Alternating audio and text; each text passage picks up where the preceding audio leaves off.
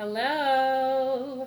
Welcome to Wednesday nights with Richard in the Word. I don't know what to call it, so I just call it something different every week. Welcome. Today we're going to be looking at, what is it? I forget. What did you tell me?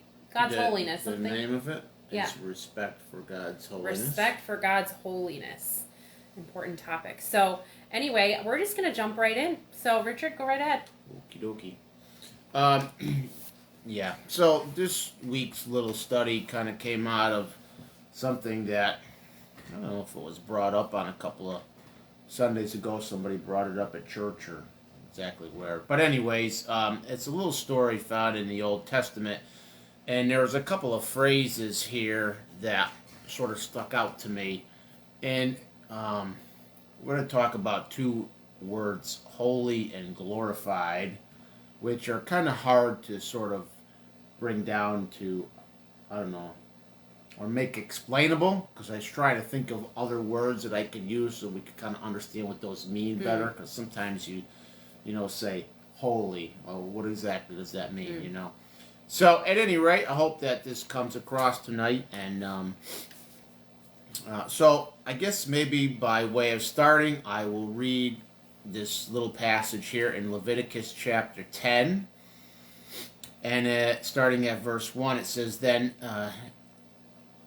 Nadab and Abihu. Nadab and Abihu, thank you. Mm-hmm. I'm very bad with pronouncing Tag team. these names, yeah.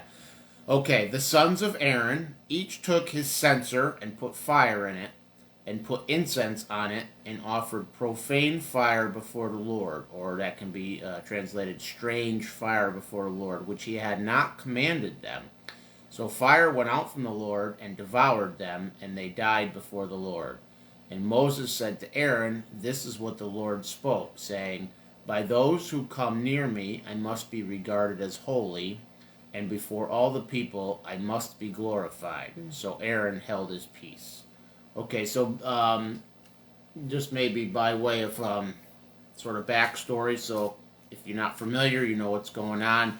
So this is Leviticus, the beginning, one of the beginning books in the Old Testament, and this is where the children of Israel have left Egypt, and they're out in the wilderness, and God is setting up all the sacrifices and the worship and all of that stuff, and so Aaron becomes high priest, and then his two sons are priests with him. And what happened here is they tried to go into the tabernacle, which, they didn't have a temple in the wilderness. It was the tabernacle that they moved with them. And but there was a certain way they were supposed to enter God's presence. And the censer is like a little thing that would have some coals in there, and you would put sweet-smelling incense, and it would sort of perfume. But the passage here says that whatever they did, it doesn't tell us exactly what they did, but it says that they put strange fire. In other words, they didn't put the right substance on the censer that God had commanded them when they approached God. And so, of course, unfortunately, they were judged for that.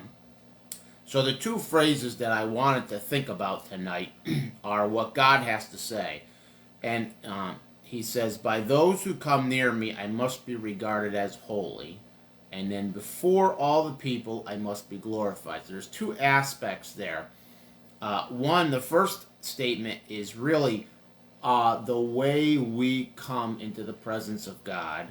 And then the second one is the way we portray God to other people, right? And both of those are very important. This story is found in the Old Testament, but God is still the same God that he was then, and he still wants us to act in a certain way to him. And so let's think about these words, holy and glorified, for a minute.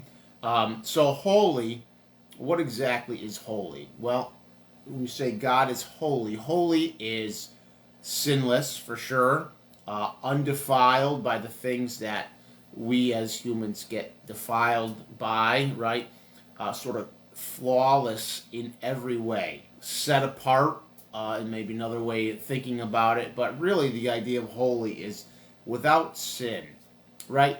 Because God, I think one of the things that stood out to me is that sometimes we tend to think of God in our terms, because that's the way we think of the world around us, right? But we need to understand God is not like us, right? He is far superior to us in every way. And he's the creator, we are the created, right? I mean, all of these different things, and they sort of make up this whole idea of holiness and the fact that God is holy. Again, I was just thinking, in trying to understand some of these terms, it's interesting that to understand who God is, throughout the Old and New Testament, he's given us different names for himself. He's given to us so that we can understand different little aspects of who he is, because he's so far above us, we can't possibly gather it all. So it's very interesting. So anyway, holy. And so, this first phrase here, by those who come near me, I must be regarded as holy. So God needs to be respected, revered, understood who God is when we approach him, right? That's very important. Again, we want to remember that God is not just another being like us. He's not at all like us. And sometimes we have a tendency to think about that. And so we want to remember, this little story should help us to remember, to remind us that God is holy, and that when we come into his presence, when we approach him, we need to remember that he is holy, right? And that he is sinless. And, thankfully, of course, in the Old Testament here, God set up this worship for the Israelites. And, of course, Aaron and his sons, the priests, they were the intercessors between the people and God.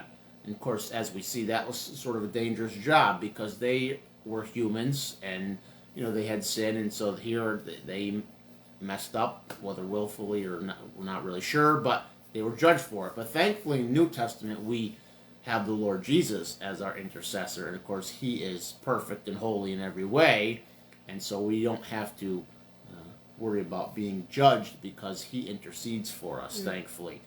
So that's a great thing, but we still always want to remember that when we come to God, he is holy. We need to approach him properly and have the proper respect and reverence for him. Amen. So then this second phrase, let's think about this word glorified. So to glorify basically means to raise something up, to speak or think highly of it, to show it to be great, something that we may want to either seek after, or something we respect. I was just thinking, well, I was thinking a negative aspect to the word glorify is sometimes when you might hear somebody say that person is glorifying evil. In other words, they're making evil look good. But then there's ways in which you can, if you are praising God, you're glorifying God, right? You're praising him, lifting him up. And so there's a negative and a positive aspect to that. And so God says, before all people. So in other words, this is what I was saying earlier, where there's two aspects. One is when we approach him personally, and then there's the other, how we portray God to other people, right? And so that can be both Christians and non-Christians, right? That can be those who are saved, it can be those who are in the world. But regardless, we need to be careful of how we portray God, how we show God, what we say about who he is, right? That's very important, because, again, God,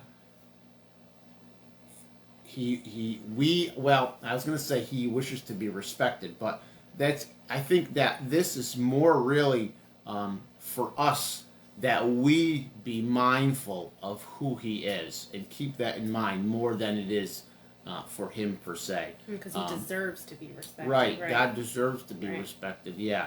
And so he is very conscious, wants us to be conscious about how it is that we portray him when we speak of him, when we act, of course, as Christians, we are supposed to be showing Christ's love to the world and all of that. And, that's important to remember And sometimes, you go through the day, it's hard to remember these things in the day-to-day grind, but something to keep in the back of the mind, always be reminded of how are we portraying God to the world, right? And of course, the first one regarding God is holy has to come first, right? We need to remember that He's holy in our relationship with Him. True. So that we can glorify Him and show Him to be as great as He is, proclaim Him to be as great as He is to those around us, True. right? And so, yeah, I think maybe I just want to close with this New Testament verse, which I thought of, and I was debating on whether or not, but I think I'll read it. So this is in 1 Peter chapter 2, and this is in the New Testament. This is regard to all those who are children of God, right? And you become a child of God by being born again, right? Very specific way in which we approach God, very specific way in which we become children of God. God is very specific in the way things must be done, right? And that's something we always got to keep in mind. And so here in 1 Peter chapter 2, the Apostle Peter writes this to all those who are Christians: "But you are a chosen generation, a royal priesthood, a holy nation, His own special people, that you may proclaim the praises of Him who called you out of darkness into His marvelous light, who once were not a people, but now are a people of God, who had not obtained mercy, but now have obtained mercy." Amen. Right? And so there, in those couple little verses there, just this idea that God has made us, especially us who are Gentiles, not Jewish by birth or whatever, especially, but has done something really great. He's made us His own very special people, and He's made us a priesthood to Him. Each Christian is a priest in the sense that we can come before God. We don't need a priest to go before God for us, right? And so here, remembering that we are His own special people, and so He is our holy God, right? But then there's something else. It says that He has called us out of darkness into His marvelous light, and that is how we proclaim and we glorify God to other people, right? So, yeah, that's just my little spiel for tonight, and I hope that you found this to be interesting and helpful. And if you have any questions or anything like that, or comments, feel free to leave them in the comment section down below. That's a beautiful passage you just read. Just really encouraging. A special people to God. That's like, wow. I mean, the God of all creation, and He's made us a special people to Himself.